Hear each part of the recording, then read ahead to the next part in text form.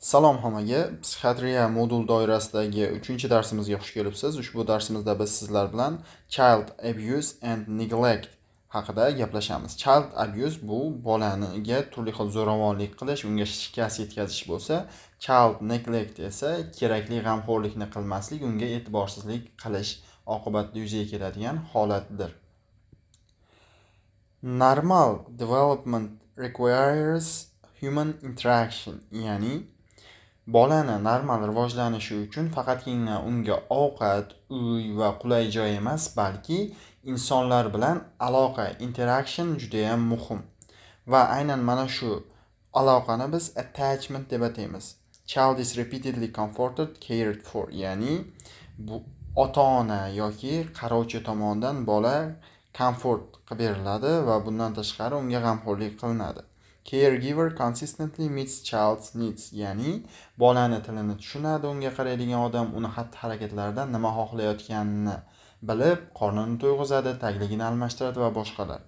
Warm, consistent, loving attention, ya'ni iliq va doimiy mehrga boy bo'lgan e'tibor qaratadi bolaga va bundan tashqari gapirib, u bilan doim aloqada bo'ladi va bularning hammasi bolani to'g'ri rivojlanishi uchun juda ham zarur va mana shu narsalarning yetishmasligi natijasida infant deprivation rivojlanadi. Infant deprivation nima? Bu lack of attachment, ya'ni yuqorida aytib o'tganimiz oradagi bog'liqlik, aloqani kam bo'lishi va natijada bolaga yomon nojo'ya ta'sirlar ko'rsatadi. Bo'lishi mumkin bola o'sish va rivojlanishdan orqada qoladi. Tanasi to'g'ri o'sishi mumkin, lekin aqliy rivojlanishdan orqada qoladi yoki nutqi shakllanishi yoki balki yurishi ham yaxshi bo'lmaydi. Poor development, ya'ni rivojlanish sekin bo'ladi, yaxshi bo'lmaydi. Lack of social skills, ya'ni atrofdagilar bilan muomalasi, aloqasi, gaplashishi, o'z tengilar bilan do'stlashib ketishi, kattalarga muomalasi juda ham buzilgan bo'ladi, qiynaladi va og'ir holatlarda infant deprivation o'limga ham olib kelishi mumkin. Masalan, agar bolaga umuman g'amxo'rlik qilinmasdan, issiq, uni qulay ushlamasdan yoki ovqatlari berilmasa vaqtida bola o'lishi mumkin va bu holatlarning barchasini biz infant deprivation deb ataymiz. Infant deprivation so'zining lug'aviy ma'nosi bu infant chaqaloq, deprivation mahrum qilish, ya'ni chaqaloqni unga kerakli bo'ladigan mana shu attachmentdan mahrum qilish degan ma'noni anglatadi. Infant deprivation kasalliklariga ikkita kasallik guruh kiradi. Bular birinchisi RAD, Reactive Attachment Disorder.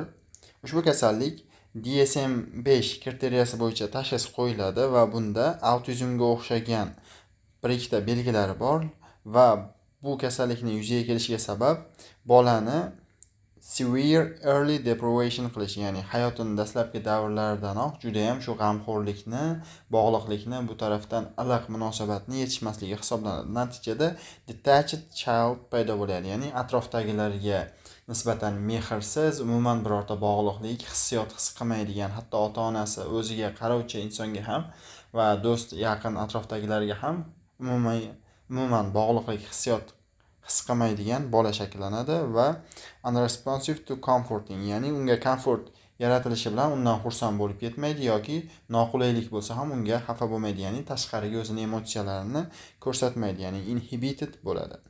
Bundan tashqari withdrawn, avoidant bo'lishi mumkin, ya'ni atrofdagilardan o'zini yiroqda tutadi. O'zi tengilar bilan borib o'ynamaydi, gaplashmaydi va hokazo. Navbatdagi kasallik esa bu Disinhibited Social Engagement Disorder. Ushbu kasallik ham DSM-5 bo'yicha kriteriyalarga mos tushishi kerak va bu ham aynan severe early deprivation bilan, ya'ni hayot rivojlanishni chaqaloqlik davrida, erta davrlaridayoq deprivation bo'lish, ya'ni attachment, aloqa, mehribonlikni, qarov, g'amxo'rlikni yetishmasligini hisobiga yuzaga keladi. Bunday bolalarda little no reluctance to interact with adults, ya'ni yoshi kattalar begona bo'lsa ham ular bilan birdaniga muomalaga kirishib ketaveradi, gaplashaveradi. Hugging strangers, ya'ni begona odamlarni borib quchoqlab oladi. sitting on a lap of stranger, ya'ni begona odamni borib tizzasiga o'tirib oladi yosh bolacha. Tasavvur qiling, narmada yosh bola o'zini yaqinlari bilan juda ham yaxshi muomalada bo'ladi, ular bilan o'ynaydi, lekin begona odamni ko'rganda otasi yoki onasini orqasiga o'tib berkinib oladi, uyaladi, ular bilan yaxshi muomalaga kirishib keta olmaydi birinchi safardayoq. Lekin DSED, ya'ni Disinhibited Social Engagement Disorder kasalligida bu holat umuman teskarisi bo'ladi. Bola atrofdagilarga juda ham moyil, borib bemalollar bilan muloqot qilaveradigan bo'ladi. Ushbu holat ham biz aytganimizdek infant deprivation kasalliklari guruhiga kiradi. Yuqorida gaplashib o'tgan RAD, Reactive Attachment Disorder kasalligi hamda DSED kasalligi, Disinhibited Social Engagement Disorders, ikkalasini rivojlanish sababi bir infant deprivation, lekin bir-biriga qarama-qarshi belgilar bilan namoyon bo'ladi. Birida bola o'zini juda ham uzoq tutadigan, atrofdagilar bilan umuman bog'lanmagan bo'lsa, ikkinchisida atrofdagi hammaga, begonalarga ham juda ham o'zini yaqin olib gaplashib, ular bilan aloqaga kirishib ketaveradigan bo'ladi. Child maltreatment. Child maltreatment nima? Bu bolani to'g'ri tarbiya qilmaslik, unga to'g'ri g'amxo'rlik ko'rsatmaslik. Buni asosiy 4 ta turi bor. Bular: birinchisi child physical abuse. Bu fizik jihatdan, jismoniy jihatdan abuse qilish, zarar yetkazish, bolani shikastlash. Ikkinchisi sexual abuse, jinsiy zo'ravonlik qilish. Emotional abuse, ruhiy jihatdan, hissiy jihatdan abuse qilish, zo'ravonlik qilish. Va oxirgisi child neglect, ya'ni bolani neglect qilish, inobatga olmaslik, unga e'tiborni yaxshi qaratmaslik, e'tibor bermaslik hisoblanadi. Child abuse nima o'zi? Ya'ni biz jismoniy abuse haqida gaplashyapmiz, jismoniy shikast yetkazish. Bu injury to a child by parent or caregiver, ya'ni ota-ona yoki mehribonlik qiluvchi, uni qarovchisi tomonidan bolaga yetkaziladigan zarar, injury, jarohat. Bu ko'pincha 1 yoshdan kichik bo'lgan bolalarda kuzatiladi. Sababi 1 yoshdan kichik bo'lgan bolalar hali chaqaloqlik davrida gapirishni bilmaydi, o'zini harakatlarini tushuntirmaydi va juda ko'p yig'laydi va bu yig'lash albatta unga g'amxo'rlik qiluvchi odamda ko'p stress chaqirishi mumkin. Sabri tugaydi va shu orqali yengil jarohatlar yetkazib qo'yishi va ba'zi holatlarda og'ir jarohatlar ham yetkazib qo'yish holatlari kuzatiladi. Perpetrator usually closest family member, ya'ni mana shunaqangi ta'sir qiluvchi, mana shu zararni yetkazuvchi odam ko'pincha unga yaqin bo'lgan oila a'zosi bo'ladi va bu ko'pincha healthcare providers, ya'ni doimiy ko'rikdan o'tkazib turuvchi tibbiyot xodimlari tomonidan aniqlanadi.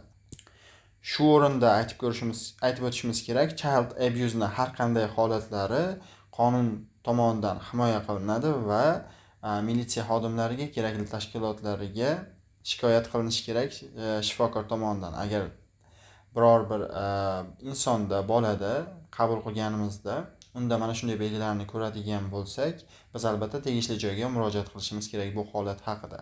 Child abuse holatida bolada qanday belgilar bo'ladi? Keling, buni ko'rib chiqamiz. Child abuse holatining belgilari quyidagicha bo'ladi. Reported minor trauma, major injury. Nima demoqchi? Qarovchi inson tomonidan kichik jarohat oldi deb bola ko'rikka olib kelinadi. Masalan, qo'li ko'karib qoldi, yengil urib oldi deydi, lekin biz uni tekshirganimizda juda ham yirik jarohat yetgan bo'ladi. Masalan, suyagi singan bo'ladi.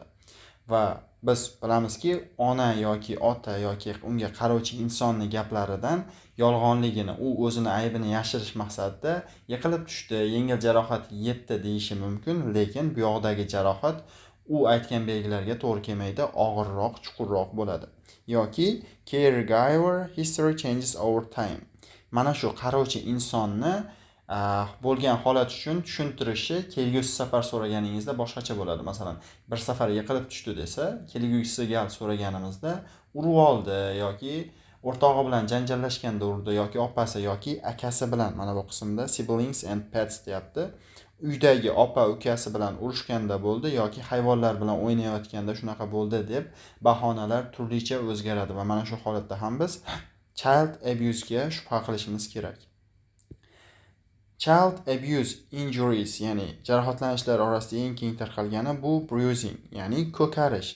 Ko'karish aytib o'tganimizdek most common, eng keng tarqalgani va bunda tanada ko'plab ko'karishlar topiladi. Ko'pincha bu botoks sohasida, trunk, ear, neck bo'lishi mumkin. Botoks bu dumba sohasi, trunk tananing turli qismlari, quloqlarda yoki bo'yin qismida, masalan, qulog'ini buragan yoki tanasidan chimchilagan bo'lishi holatlari kuzatiladi.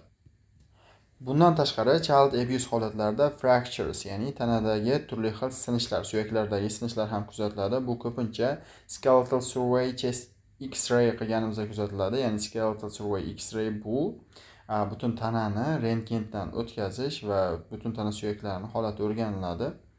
Bunda multiple fractures in different healing stages holati kuzatiladi. Ya'ni tanadagi bir emas, bir necha suyaklarni, bir necha qismdagi tana qismidagi suyaklarni singanligi va ularni turli xil tuzalish bosqichidaligi kuzatiladi. Masalan, bitta sinishga taxminan bir hafta bo'lgan va bir haftadan beri tuzalayotgan bo'lsa, narigi sinish taxminan 2 yoki 1 oy oldin bo'lgan va u mana shu tuzalish bosqichida ekanligini ko'rsatiladi. Bu mana shu child abuse holati doimiy ravishda bolaga zarar berib kelayotganligini ko'rsatadi.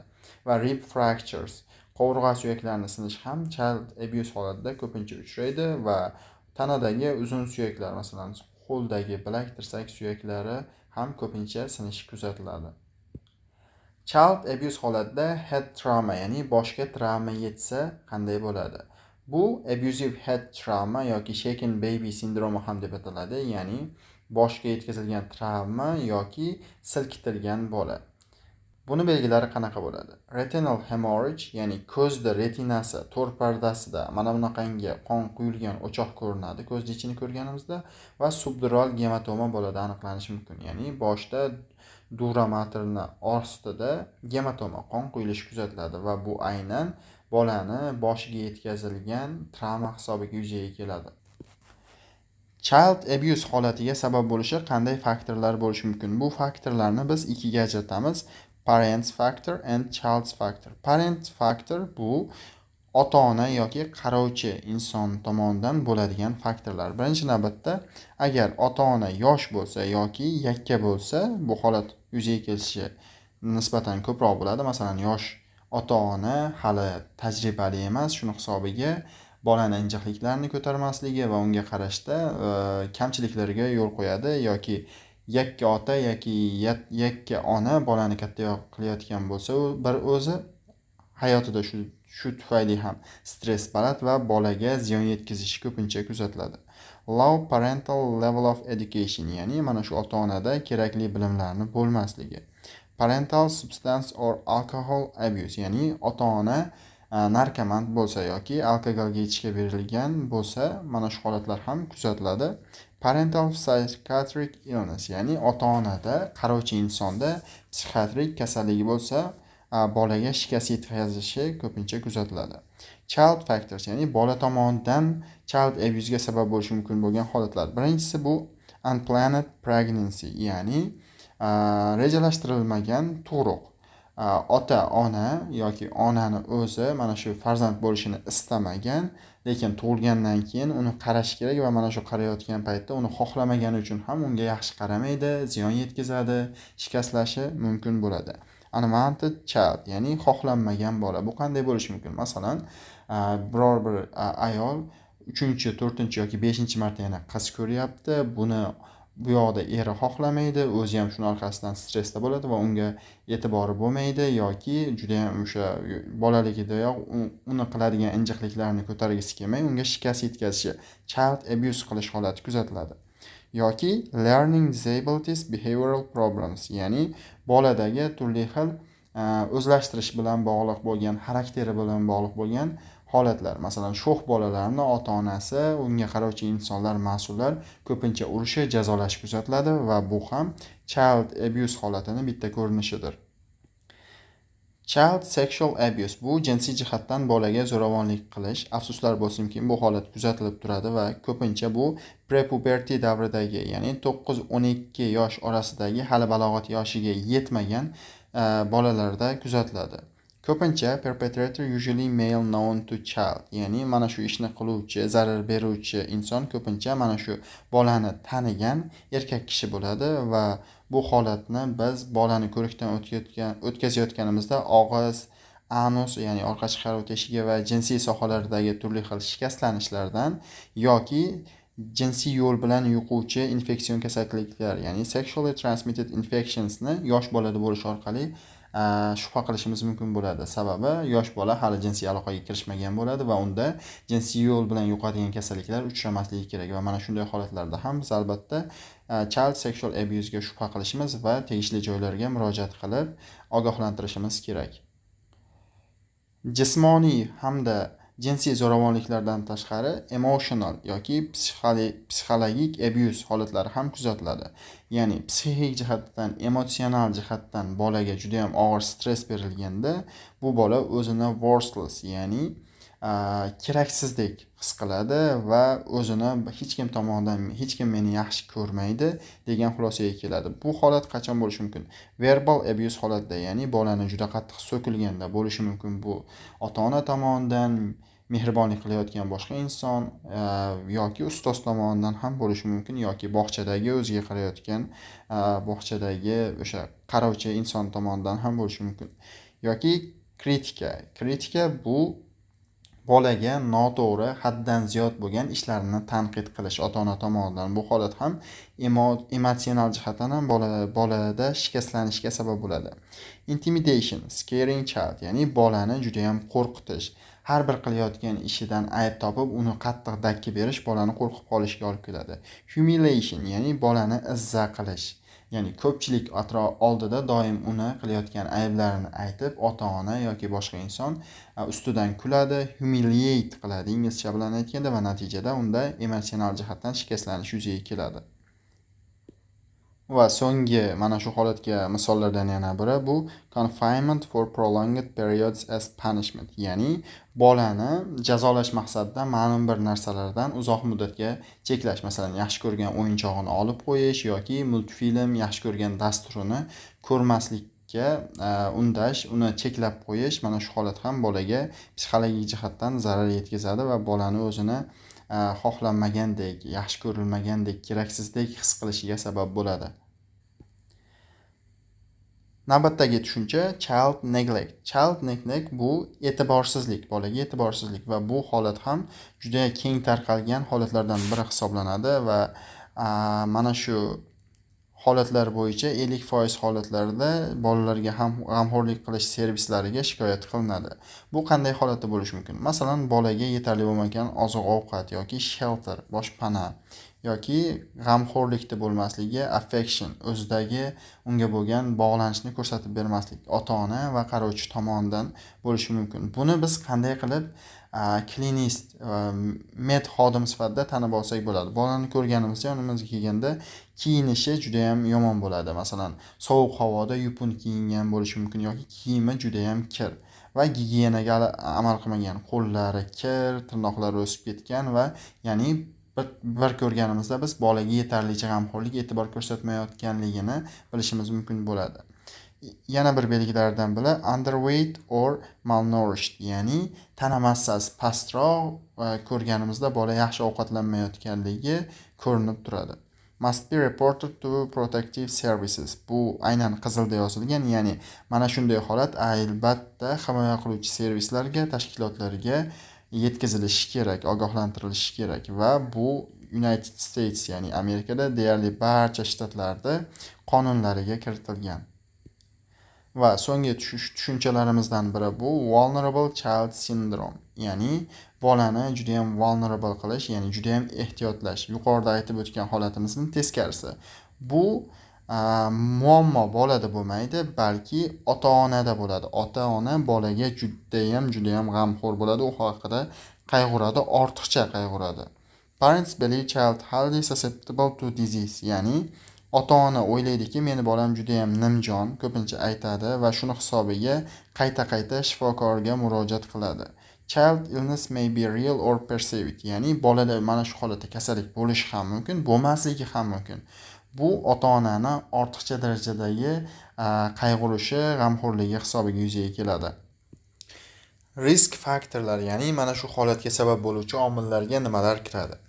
Parents with difficult conception, ya'ni bolani tug'ilishi onani homilador bo'lishi og'ir kechgan yoki uzoqqa cho'zilgan bo'lsa, masalan, turmush qurgandan keyin 5, 6, 7, 8, 10 yillarda farzandli bo'lishgan bo'lsa yoki difficult pregnancy or postnatal period, ona homiladorlik davrida juda ham og'ir toksikozni boshdan kechirgan bo'lsa yoki bola tug'ilgandan keyin juda ham ko'p kasal bo'lib, katta bo'lguncha, ya'ni bolalik davrida juda ham ko'p kasalliklarga chalingan bo'ladi va shuning hisobiga ota-ona meni bolam juda ham nozik deb o'ylab, juda ham u haqida vahima qilib, ortiqcha g'amxo'rlik qilishib, shifokorga ko'p murojaat qilishadi. Yoki parental anxiety depression, ya'ni ota-onadagi turli xil stressli, depressiyali vaziyatlarda ham bu holat kuzatilishi mumkin. Biz buni qayerdan bilamiz? Medxotim sifatida albatta multiple visits to providers emergency room. Ya'ni bolani kasalligi haqida ota-ona kasal deb ko'p olib keladi, tez olib keladi va shikoyatlar juda ham kichik bo'ladi aytayotgan ko'rinib turgan kasallikka nisbatan. Mana shu holatdan biz aytishimiz mumkinki, ota-onada vulnerable child sindromi bor, shakllanyapti va ularni qilayotgan ishiga biz ko'p dori-darmon yozmasdan, balki tushuntirish ishlari bilan olib borishimiz kerak.